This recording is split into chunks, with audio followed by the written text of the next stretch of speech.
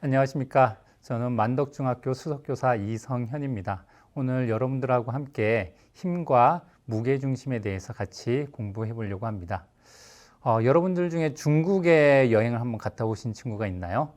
중국 중에 특별히 계림이라는 곳에 여행을 가면 그 여행 코스 중에 웅호산장이라는 곳을 가는 경우가 있어요. 요 사진에 보는 것처럼 웅호산장은 웅, 고뭉자고요. 호랑이 호자예요. 그래서 곰과 호랑이가 서커스를 하는 그런 곳입니다. 그래서 가면 이제 곰과 호랑이가 다양한 서커스를 하는데요. 마지막에 가장 클라이막스 때 나오는 서커스가 요겁니다. 보면 거대한 운동장을 가로질러서 하늘에 그 외줄이 있고요. 그 외줄 위로 곰이 오토바이를 운전하면서 가요. 그리고 그 밑에 심지어 사람까지 타고 있어요. 이 장면을 보면 이제 사람들이 와, 굉장하다 이렇게 하면서 놀라게 되죠. 근데 이게 진짜 굉장한 현상일까? 또는 이게 과학적으로 가능한 현상일까? 그것을 오늘 저하고 함께 힘과 무게중심이라는 개념을 가지고 이 현상을 한번 이해해 보도록 이렇게 좀 해보도록 하겠습니다. 먼저 그러면 힘이 뭔지부터 우리가 좀 알아야 될 것 같은데요. 힘을 영어로 하면 뭐라고 하면 될까요? 뭘까요? 예. 여러분들 아마 다 많은 친구들이 힘을 영어로 하면 파워 이렇게 얘기하는 친구들이 상당히 많아요. 힘 하면 파워 이렇게 느껴지죠. 근데 과학적으로는 힘은 파워가 아니고 힘은 포스입니다. 포스. 그러면 파워와 포스가 어떻게 다른가? 그거를 간단하게 선생님이 한번 보여주려고 합니다. 예, 여기 선생님이 책상이 있는데요. 선생님이 두 가지 힘을 보여줄 거예요. 이 두 가지 힘 중에 어떤 힘이 더 센가? 그걸 한번 맞춰보세요. 1번 힘은 제가 이 책상을 강하게 누릅니다. 꾹 눌렀는데 제가 힘이 약해서 이 책상에 아무런 변화가 없네요. 이게 1번 힘이에요. 2번 힘은 이 책상을 세게 쳤어요. 손이 좀 얼얼한데 이렇게 세게 쳤습니다. 이게 2번 힘이에요. 1번 힘과 2번 힘 중에 어떤 힘이 더 큰 힘이라고 느껴집니까? 예, 많은 친구들이 2번이 더 크다 이렇게 느낄 겁니다. 근데 사실은 1번 힘이 큰 힘이고요. 2번은 힘이 크다기보단 파워가 큰 겁니다. 그러니까 우리는 이 파워를 힘하고 좀 혼돈하는 경우가 많이 있어요.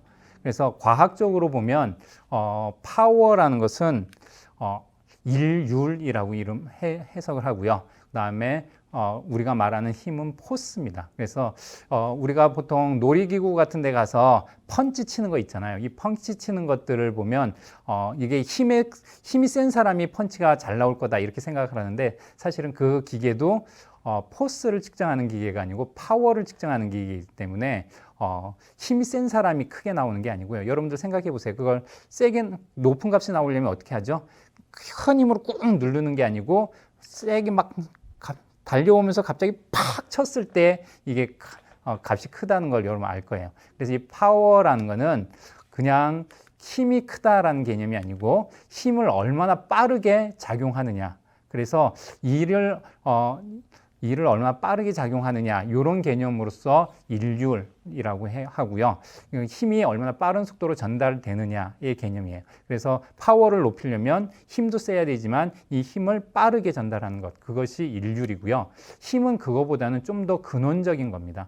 힘은 이 우주의 모든 변화의 원천이 되는 근원적인 요소가 바로 힘입니다. 그래서 이 힘에 대해서 조금 더 한번 들어가 보도록 하겠습니다.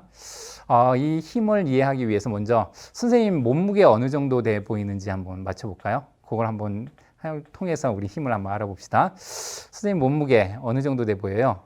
배 집어넣고 자세히 보면 예, 많은 친구들이 아마 다양하게 측정을 할 건데 선생님 몸무게가 72kg이에요. 그렇게 보이나요? 그거보다 좀 말라 보이나요? 예.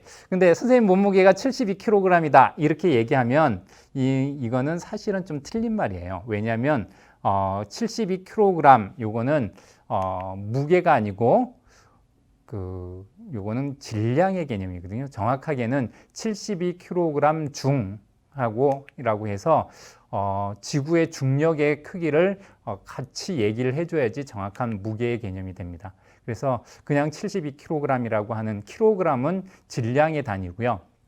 킬로그램 중 해서 지구의 중력 가속도가 만큼의 힘이 곱해진 것들, 그것을 우리가 무게라고 얘기를 합니다. 그래서 무게는 다른 말로 중력의 크기다. 지구 안에 중력이 있다는 건 여러분들 많이 느낄 건데요. 이 중력의 크기를 우리가 무게라고 합니다. 그래서 이 무게는 중력이 달라지면 무게도 달라져요. 그래서 여러분 잘 아는 것처럼 선생님 몸무게가 지구에서는 72kg 중이지만 선생님이 달에 간다면 어떻게 될까요? 달에 가면 선생님의 몸무게는 줄어들겠죠. 어느 정도 줄어드냐면 달은 지구보다 중력이 6분의 1로 작아요. 그렇다 보니까 선생님의 몸무게도 6분의 1로 줄어드는 거예요. 그래서 달에 가면 선생님은 12kg 중밖에 안 돼요. 아주 가벼워지겠죠. 그렇다면 중력이 없는 우주 공간에 선생님이 서 있다. 우주 공간에 중력이 없어요. 그럼 선생님의 몸무게는 어느 정도 될까요? 예, 중력이 없으니까 몸무게는 0이 되죠.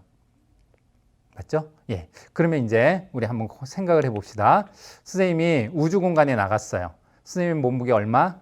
0kg 중. 근데 선생님이 300톤이나 되는 어마어마하게 큰 우주 비행선을 타고 나갔어요. 그러면 이 300톤이나 되는 이 우주 비행선의 무게는 얼마겠어요? 우주 공간에서? 중력이 없으니까 마찬가지로 0kg 중이겠죠. 근데 선생님이 나갈 때 탁구공을 하나 들고 나갔어요. 지구에서 무게는 한 30g 정도 되는 탁구공인데 이 30g 정도 되는 탁구공을 우주 공간에 들고 나갔어요. 그럼 우주 공간에서 이 탁구공의 무게는 얼마가 되겠어요? 마찬가지로 중력이 없으니까. 그러니까 0kg 중이 되겠죠. 그럼 이제 여기서 한 가지 질문을 할게요. 선생님 몸무게 0kg 중이에요. 탁구공도 0kg 중이에요. 그럼 몸무게가 0인 선생님이 무게가 0인 탁구공을 우주 공간에서 던질 수 있을까요? 없을까요? 선생님도 몸무게가 0이고요. 탁구공도 무게가 0이에요. 그러면 몸무게가 0인 선생님이 무게가 0인 탁구공을 우주 공간에서 던질 수 있다, 없다? 던질 수 있어요. 그냥 던지면 돼요. 그냥 한번 싹 던지면 쫙 날아가요. 엄청나게 잘 날아갈 거예요. 우주에는 공기 저항도 없고요. 중력도 없으니까 선생님이 던지면 그냥 쫙 날아가요. 우리가 착각하는 게 몸무게가 0이 된다고 해서 내가 없어지는 거 아니잖아요. 나라는 존재는 그대로 있잖아요. 힘 그대로 있거든요. 선생님이 그냥 던지면 아주 잘 날아갈 거예요. 그리고 이거는 계속 날아가겠죠. 다른 어떤 별이나 행성이 부딪히지 않는 동안은 계속 날아갈 거예요. 그러면 이제 두 번째 질문. 무게가 0인 선생님이 무게가 0인 우주 비행선을 우주 공간에서 던질 수 있을까요? 없을까요? 선생님 힘 있어요. 선생님이 우주 공간에서 이 우주 왕복선을 세게 확 던질라 그래요. 던질 수 있을까요? 없을까요? 던질 수 없어요. 선생님이 우주 공간에서 우주 비행선을 확 던지려고 확 밀면 어떤 일이 일어나냐면 우주 비행선이 날아가는 게 아니라 선생님이 튕겨져서 뒤로 날아가 버려요. 왜 이런 일이 일어날까요? 똑같이 선생님이 탁구공도 무게가 0인 탁구공을 던졌을 때는 탁구공은 잘 날아가요. 그런데 우주 비행선을 던지려고 하면 우주 비행선이 날아가는 게 아니고 선생님이 날아가요. 다 무게는 0인데 뭐가 달라요? 질량이 달라요. 질량을 다른 말로 뭐라고 얘기하냐면 관성의 크기다 이렇게 부르거든요. 관성이라는 말은 여러분들 많이 들어봤을 거예요. 어떠한 물체가 외부에서 힘이 작용하지 않으면 이걸 볼까요? 이 물체가 외부에서 힘이 작용하지 않으면 멈춰져 있는 물체는 계속 멈춰져 있고 움직이는 물체는 계속 등속으로 직선 운동한다. 이런 성질을 우리가 관성이라고 부르는데요. 이 관성도 크기가 있어요. 관성이 큰 게 있고 관성이 작은 게 있어요. 탁구공은 관성이 아주 작아요. 그러니까 탁구공은 멈춰져 있을 때 조그만 힘만 탁 줘도 관성이 깨져서 움직여요. 또 날아오는 탁구공은 조그만 힘만 줘도 딱 잡아서 운동을 멈추게 할 수 있어요. 이렇게 관성이 작은 거는 관성이 쉽게 깨지기 때문에 내가 쉽게 운동을 변화시킬 수 있습니다. 하지만 관성이 아주 큰 놈은 웬만해서는 관성이 안 깨져요. 그래서 멈춰져 있는 물체를 관성이 아주 크다면 우주 비행선 같은 게 그렇죠. 우주 비행선은 3,000톤이나 되는 무게가 라고 하는데 이제 사실은 그 무게는 그 질량 때문에 나오는 거거든요. 그러니까 질량이 어마어마하게 큰 거예요. 우주 부행선은. 그러니까 얘는 관성이 쉽게 안 깨져요. 그래서 내가 확 밀면 이 그 관성이 커서 웬만한 힘으로는 관성이 안 깨지고 그대로 멈춰져 있는 거죠. 반면에 내가 질량이 작으니까 내가 확 밀면 질량이 작은 나의 관성이 가져서 내가 뒤로 밀려 나가는 거죠. 예, 이처럼 어떠한 모든 물체, 그 질량을 가지고 있는 모든 물체는 관성을 가지고 있는데 이 관성을 깨고 운동을 변화시키는 그런 가장 기본이 되는 요인, 그것을 바로 우리가 힘이라고 얘기를 합니다. 그래서 이 우주의 모든 변화의 원인은 바로 이 힘으로 인해서 모든 변화들이 생긴다, 이렇게 얘기할 수가 있어요. 그리고 그 힘들 중에서 우리가 제일 많이 느끼는 힘, 지구에 있는 모든 물체는 지구와의 사이에서 힘이 작용하는데 그 힘을 우리가 중력이라고 부르는 거죠. 그래서 이제 무게라는 개념으로 이제 들어가 볼게요. 조금 전에 선생님이 무게가 뭐라고 얘기했냐면 무게는 중력의 크기다, 이렇게 얘기를 했어요. 그러니까 지구에 있는 모든 물체는 지구와 서로 잡아당기는 힘이 존재하는데 그것을 우리가 중력이라고 부르고 그 중력의 크기, 그것을 무게라고 해요. 그래서 무게가 클수록 중력을 더 많이 받게 된다는 의미죠. 그래서 이 무게라는 것은 힘의 한 종류라고 얘기를 할 수가 있어요. 그리고 이 무게는 이 선생님이 몸무게는 선생님 전체가 지구와 작용하는 힘이잖아요. 근데 요거를 하나의 점으로 표시한 걸 우리가 무게 중심이라고 하거든요. 어떠한 물체, 아주 복잡하게 생긴 물체를 그냥 하나의 점이라고 얘기했을 때 그 점이라고 얘기할 수 있는 가상의 위치, 그것을 우리가 무게가 한 점으로 표현하는 그 위치를 무게중심, 이렇게 부릅니다. 이 무게중심이 왜 중요하냐면 이 무게중심을 알면 아주 복잡한 운동을 우리가 쉽게 얘기할 수가 있어요. 위의 그림을 한번 볼까요? 위의 그림을 보면 왼쪽은 투수가 공을 던졌을 때 공이 이렇게 날아가는 모습을 그렸어요. 그다음에 오른쪽은 타자가 이 공을 치려고 배트를 휘둘렀는데 잘못해서 놓쳤어. 그랬더니 배트가 이렇게 날아가는 모습을 나타낸 거예요.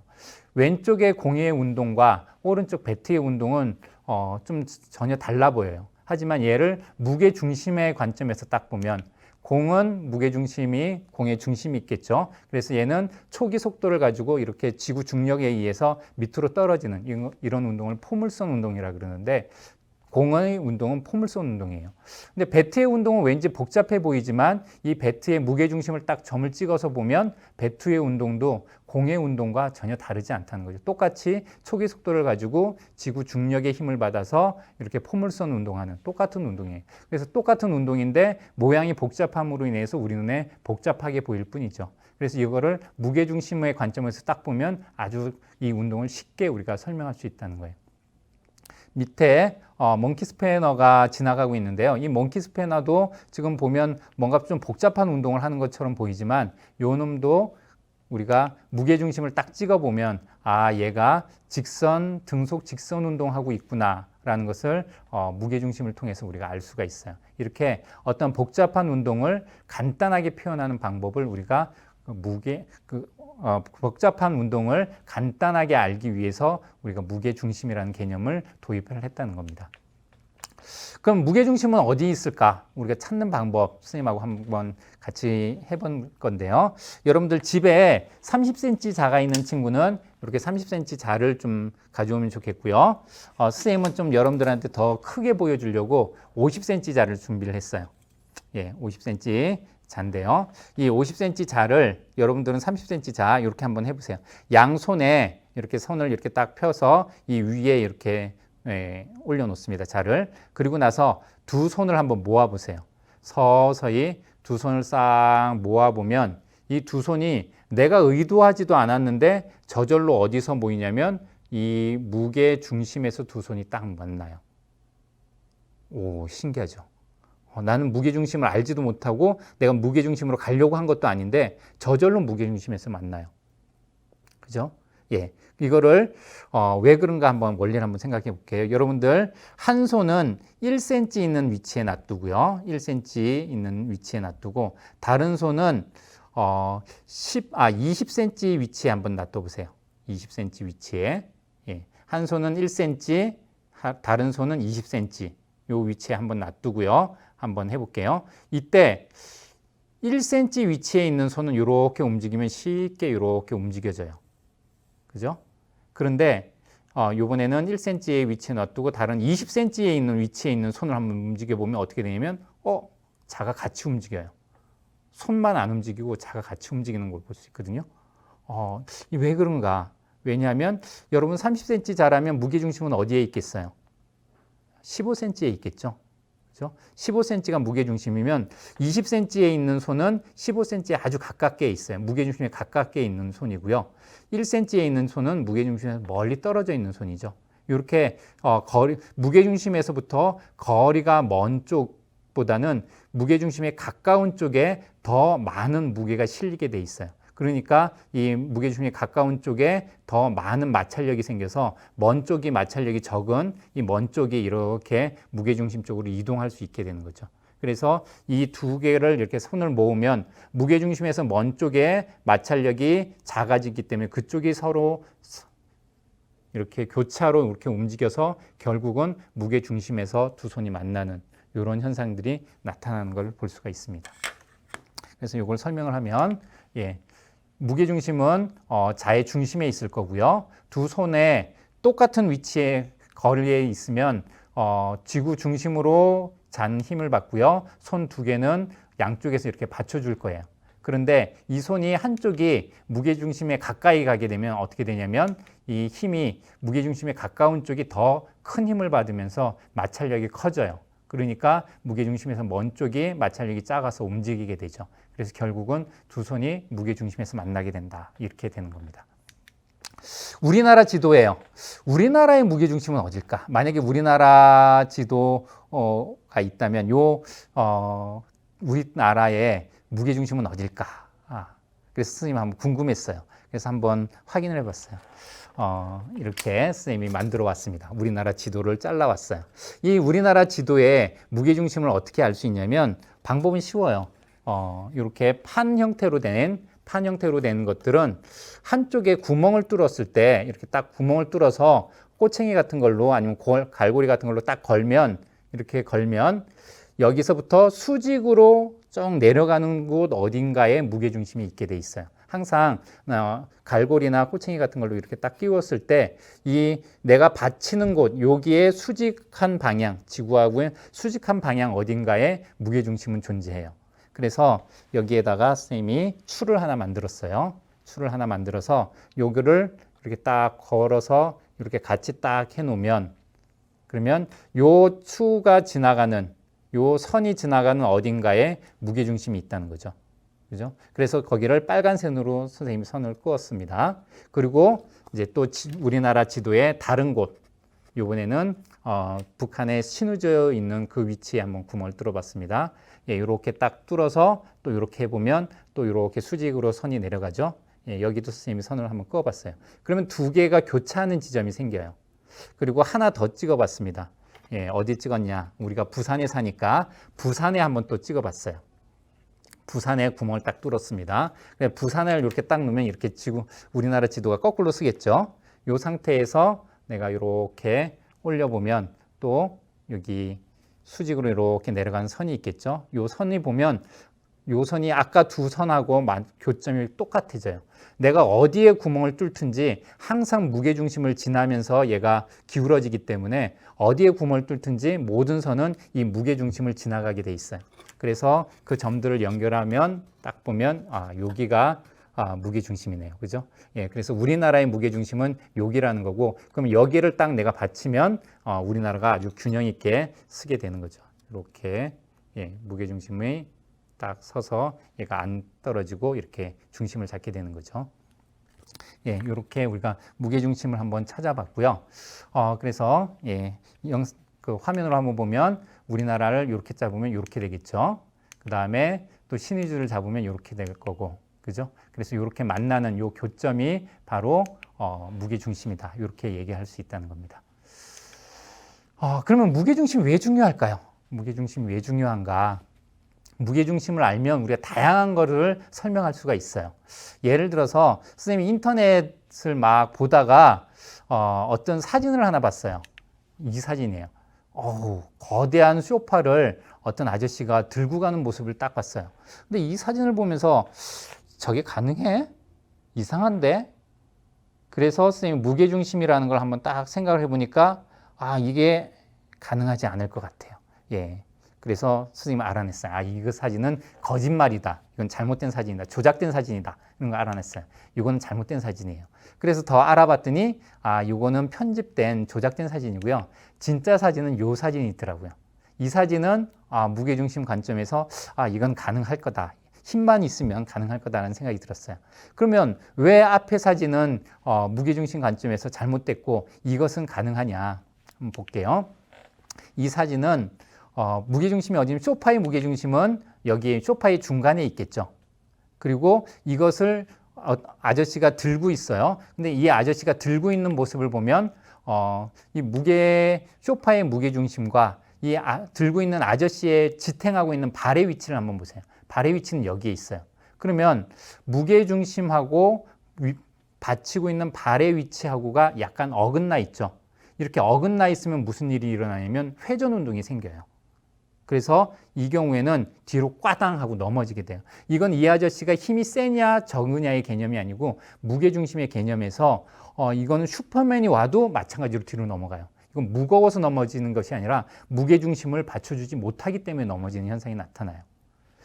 그런데 반면에 요기를 보면 이 무게중심을 다리 두 개가 딱 받쳐주고 있죠. 이렇게 되면 이제 힘만 있으면 이걸 들 수 있게 되는 겁니다. 그래서 요거는 맞는 사진이 될 수가 있어요. 의자가 있죠. 우리 의자에 앉으면 안정되잖아요. 안 넘어지잖아요. 의자 다리 4개가 있기 때문에 그래요. 이 다리 4개가 있는 이 의자의 무게중심은 여기가 있고요. 그리고 다리 4개가 이렇게 받쳐주고 있어요. 그리고 내가 앉아도 내가 이 무게중심이 이 다리 4개 안에만 있으면 의자는 넘어지지 않고 안정되게 앉아 있을 수 있습니다. 근데 가끔씩 여러분들 그런 경험을 해봤을 거예요. 의자 뒤에다가 책가방을 딱 매달아 놨는데 내가 일어서는 순간 의자가 꽈당 하고 뒤로 넘어지는 거, 그런 경험들이 있었죠. 예, 그 경우를 한번 봅시다. 이렇게 의자 뒤에 가방을 매놨는데 이 가방의 무게가 아주 무거워지면 그러면 무게중심이 이 가방 쪽으로 움직이겠죠. 그렇게 되면 이 위치는 다리 4개가 받치는 곳하고 떨어져 있어요. 이렇게 되면 무슨 일이 일어난다고요? 예, 회전 운동이 일어난다고요. 그래서 가방 쪽으로 뒤로 넘어지면서 의자가 꽈당 하고 넘어질 거예요. 이처럼 무게중심을 받쳐주면 어떠한 물체든지 우리가 안정될 수가 있어요. 요거는 중심 잡는 새인데요. 예, 이 새의 경우에는 무게중심이 새의 부리에 있어요. 그래서 이 부리만 받쳐주면 이 새는 안정되게 서 있는 거죠. 그 비슷한 걸로 선생님이 만들어 온 게 무게중심 잡는 잠자리예요. 이 잠자리의 경우에 보면 이 잠자리는 좌우 대칭이에요. 대칭이기 때문에 무게중심은 요 중간 어딘가에 있겠죠. 그 다음에 위아래로 보면 여기 앞쪽 머리를 중심으로 해서 이 위쪽으로 날개가 이렇게 뻗어나가 있어요. 그리고 뒤쪽으로는 꼬리가 있고, 그래서 요 구조에서 무게중심은 어디냐면 요 입이 있는 데예요. 그래서 이 입 있는 부분을 이렇게 딱 받쳐주게 되면 이렇게 되면 입 있는 부분을 이렇게 싹 받쳐주면 얘는 떨어지지 않고 이렇게 안정되게 있는 모습을 볼 수가 있어요. 이렇게 무게중심을 받쳐주면 이 물체는 아주 안정되게 위치할 수 있다. 이게 무게중심에서 아주 중요한 개념이죠. 요걸 이용해서 우리가 좀 이따 만들기를 좀 한번 해볼 겁니다. 여기서 한 단계 더 나가 보겠습니다.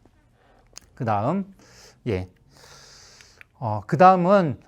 안정에 대한 얘기를 좀 하려고 하는데요. 어떤 게 안정적인 구조일까요? 지금 여기 삼각뿔이 3개가 있어요. A는 거꾸로 쓴 삼각뿔이고요. B는 바로 쓴 삼각뿔, C는 누워있는 삼각뿔이에요. 이 셋 중에 뭐가 가장 안정적으로 보입니까? 누가 봐도 B가 가장 안정적이죠. B가 가장 안정적인 이유가 뭘까? 사실은 A도 무게중심은 중간이겠죠. 그러니까 A도 무게중심을 지키고 있고요. B도 당연히 무게중심을 받치고 있고 C도 마찬가지로 받치고 있어요. 여기 무게중심의 점을 딱 찍어 봤더니 A는 무게중심이 높아요. 그래서 얘는 옆으로 넘어지면 무게중심이 밑으로 내려갈 수가 있죠. 그렇다면 좀 더 무게중심이 아래쪽으로 가는 것이 안정되기 때문에 지구가 밑으로 잡아당기니까요. 그러니까 무게중심은 지구 중심 방향으로 내려가려는 성질이 있으니까 A는 무게중심이 낮아지기 위해서 옆으로 넘어지는 거예요. 반면에 B의 경우에는 얘가 넘어지려면, 옆으로 넘어지려면 무게중심이 올라가야 돼요. 근데 지구는 밑으로 잡아당기니까 무게중심이 자연 상태에서 올라가지는 않겠죠. 그러니까 얘는 아주 안정적인 모습이에요. 그 다음에 C의 경우에는 무게중심이 중간에 있는데 얘를 그냥 있은 경우에는 뭐 무게중심이 이동하려면 옆으로만 이동하니까 이 경우에는 힘이 작용하지 않으면 계속 가만히 있을 거예요. 근데 약간만 옆으로 톡 치면 뺑그르르 돌겠죠. 왜냐하면 무게중심 자체가 옆으로 이동하는 거니까. 그래서 이 경우에 B가 제일 안정적이다. 즉 무게중심이 낮을수록 안정적이라는 걸 알 수 있어요. 이 경우도 한번 봅시다. 지금 네모 상자를 세워놓은 거하고 눕혀놓은 걸 한번 보도록 할게요. 어떤 게 더 안정적이겠어요? 당연히 눕혀있는 게 안정적이겠죠. 왜 그러냐면 무게중심 때문에. 근데 첫 번째 왼쪽에 있는 세워놓은 상자도 가만히 있으면 절대로 넘어지지 않아요. 얘가 넘어지려면 약간 기울어졌다가 넘어지거든요. 근데 기울어지려면 무게중심이 약간 올라가야 돼요. 그래서 이 약간 올라갈 정도의 힘이 작용하지 않으면 이 상자는 넘어지지 않고 항상 서 있을 겁니다. 그래서 외부에서 힘이 작용해서 이 무게중심을 약간 들어올릴 만큼 힘을 주고 나면 그럼 얘는 넘어지겠죠. 반면에 누워있는 상자는 무게중심이 아주 안정적으로 아래쪽에 있어요. 그러니까 얘는 다시 서는 일은 자연에서는 일어나지 않겠죠. 무게중심이 그만큼 올라가야 되니까. 그래서 무게중심이 자연에서는 낮아지려고 하는 성질이 있어서 무게중심이 낮은 쪽에 있으면 그 물체는 안정되다. 이렇게 우리가 얘기할 수 있습니다. 그래서 우리가 다 같이 이 무게중심 잡는 친구를 한번 만들어 보려고 해요. 예, 우리 함께 받은 재료들 있죠. 이 재료들을 가지고 선생님하고 함께 같이 한번 만들어 봅시다. 예, 여러분들 재료 받은 것 중에 이렇게 생긴 게 있을 거예요. 예, 요거를 꺼내서 같이 한번 만들기를 해보도록 하겠습니다. 우리가 앞에서 배웠던 무게중심의 개념을 가지고 이걸 이용을 할 겁니다. 이 안에 보면 수수깡이 이쑤시개가 있고요. 이쑤시개에 이렇게 두 개의 그 빵끈을 이렇게 묶어놨어요. 이 빵끈을 묶어놨는데 요걸 이제 사람 모양으로 우리가 보면 되겠죠. 여기서 짧은 빵끈이 손이고 긴 빵끈이 다리라고 생각하고요. 그리고 이 위에다가 수수깡을 하나 꼽아서 이렇게 사람 모양을 한번 만들어 볼게요. 사람 모양을 만들고요. 그리고 우리가 아까 얘기한 것처럼 무게중심이 아래쪽으로 내려갈수록 안정되다 그랬죠. 그래서 무게중심을 아래쪽으로 만들기 위해서 여기 손과 발끝에다가 요 액세서리를 하나씩 붙여주도록 하겠습니다. 예, 다리 쪽에는 이렇게 길쭉한 액세서리를 한번 넣도록 하고요. 이렇게 해서 안 빠지게 접어주면 되겠죠. 반대쪽도 이렇게 다리를 넣어서 이렇게 접어주면 되겠고요. 예, 이렇게 양쪽으로 다리에 액세서리 하나씩 넣어줬고요. 팔에도 이렇게 비즈 하나를 넣도록 하겠습니다. 비즈 하나를 넣어서 안 빠지게 한번 접어주고요. 반대쪽 팔에도 비즈를 넣어서 이렇게 접어주고, 이렇게 해주면 이제 사람 모양이 됐어요. 이 사람 모양을 가지고 이제 우리가 그 무게 중심을 잡아 볼 건데요. 얘를 세우기 위해서 이 안에 보면 이렇게 그 꼬치 막대가 있고요. 그 다음에 이거 뚜껑이죠. 병 뚜껑 같은 게 있는데 이 병 뚜껑에 이렇게 꼬치 막대를 꼽아줘서 요 위에다 이제 한번 세워보려고 해요.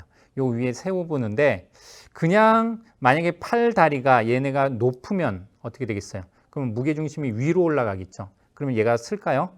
이렇게 해서 딱 올려놔 보면 넘어져 버려요. 그죠? 근데 얘를 다리를 밑으로 내리고 팔도 밑으로 내려서 얘의 무게중심을 전체적으로 밑에 쪽으로 내려주게 되면 그러면 어떻게 되나 볼까요? 이렇게 딱 올려놓으면 이 위에 이렇게 서 있는 모습을 볼 수가 있어요. 그런데 이 다리와 팔의 동작이 어떻게 되느냐에 따라서 서 있는 모습이 달라요. 지금 약간 기울어졌죠? 또 이 팔을 약간 뭐 이렇게 다양한 모습으로 이렇게 바꿔주면 또 얘가 기울어지는 모습이 또 달라져요.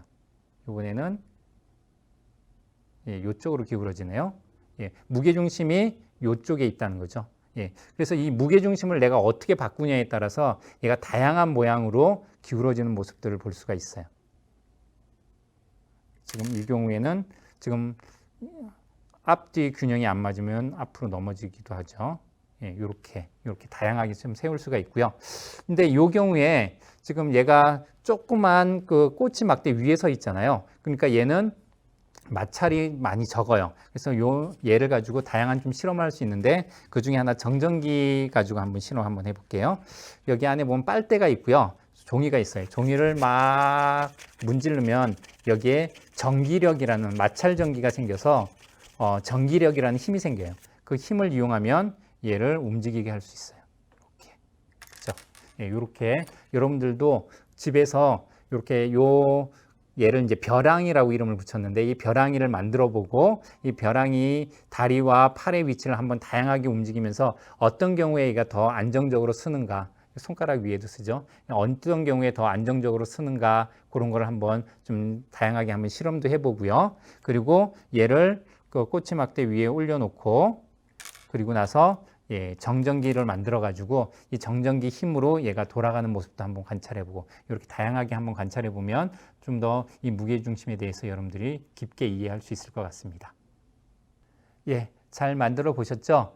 요거를 여러분들이 만드는 방법과 또 이걸 가지고 놀 수 있는 다양한 방법들을 선생님이 영상으로 찍어 놓은 곳이 하나 있거든요. 그래서 여기에 QR코드로 들어가 보면 만들고 그 다음에 거기에 들어가 있는 재미있는 여러 가지 과학 현상들 그런 것도 한번 볼 수 있고요. 그리고 그것을 좀 여러분들이 한번 문제로 한번 풀어보라고 선생님이 심화학습을 또 방탈출 퀴즈처럼 한번 만들어 봤어요. 여기도 한번 들어가 봐서 여러분들이 내용을 좀 더 구체적으로 알아보면 좋을 것 같습니다. 그러면 이제 우리가 무게중심이 낮을수록 안정되다라는 걸 우리가 공부를 했었는데요. 요 경우 한번 봅시다. 자전거를 타면서 외주를 타는 아저씨가 있어요. 서커스 아저씨가. 근데 이 아저씨에 보면 양쪽으로 추를 매달고 이렇게 타고 있죠. 그러면 이 경우에 보면 무게중심은 어디 있겠어요? 무거운 추가 양쪽으로 밑으로 쳐져 있으면 이 무게중심은 이 자전거보다 더 아래쪽에 추 때문에 이렇게 존재하게 될 거예요. 그럼 이 자전거가 넘어지려면 어떻게 돼야 돼요? 이렇게 넘어지려면 무게중심이 위로 올라와야 되겠죠. 그러니까 이 아저씨는 이 무게중심이 올라오지 않을 정도로만 조심해서 자전거를 타면 이 외줄에서 넘어지지 않고 외줄을 탈 수 있게 되는 거예요. 그렇다면 이제 우리 처음에 선생님이 얘기했던 요 장면 한번 들어봅시다. 요 장면에 오토바이를 타고 있는 곰, 그것도 외줄 오토바이, 그리고 밑에 사람까지 타고 있네. 오, 대단하다. 우리가 이렇게 생각하지만 이걸 좀 더 확대해서 가만히 보면 이렇게 돼 있어요. 곰의 모습이 어때요? 곰이 오토바이를 운전하는 건 아니죠. 사실은 이 오토바이는 리모컨으로 작동이 돼요. 그 곰은 뭐 하고 있냐면 이 오토바이 위에 가만히 걸터 앉아서 가만히만 있으면 되는 거예요. 근데 이게 안정된 이유는 사실은 밑에 있는 사람이 무게중심을 잡아주기 때문에 이게 안정적인 거예요. 우리는 와 밑에 사람까지 탔어 하지만 사실은 그 사람이 탐으로 인해서 이 오토바이는 안정적인 구조로 넘어지지 않게 만들어지는 거죠. 그래서 이 위에 있는 무게중심이 사람으로 인해서 아래쪽에 있고 그리고 쇠파이프로 딱 연결이 돼서 이 오토바이가 넘어지려면 밑에 있는 사람이 위로 올라가야지만 넘어질 수가 있겠죠. 쇠로 연결돼 있으니까. 그러니까 이 밑에 있는 사람으로 인해서 이 오토바이는 절대로 넘어지지 않는다. 그래서 곰이 가만히만 있으면 요거는 아주 안정적으로 움직이는 그런 구조라는 거예요. 그래서 오늘 여러분과 선생님이 이 서커스단의 한 모습을 과학적으로 한번 분석을 해봤습니다. 무게중심의 개념으로. 그래서 우리 주변에 있는 여러 가지 신기한 현상, 와, 이 대단한데 하는 것도 자세히 알고 보면 결국 다 과학입니다. 여러분들이 과학을 알면 이런 자연 현상 또는 신기한 현상에 대해서 좀 더 깊이 이해할 수 있는 그런 사람이 될 것 같습니다. 여러분과 함께 우리 이렇게 과학을 알아가는 그런 어린이가 되면 좋겠습니다. 이상 마치겠습니다. 예, 감사합니다.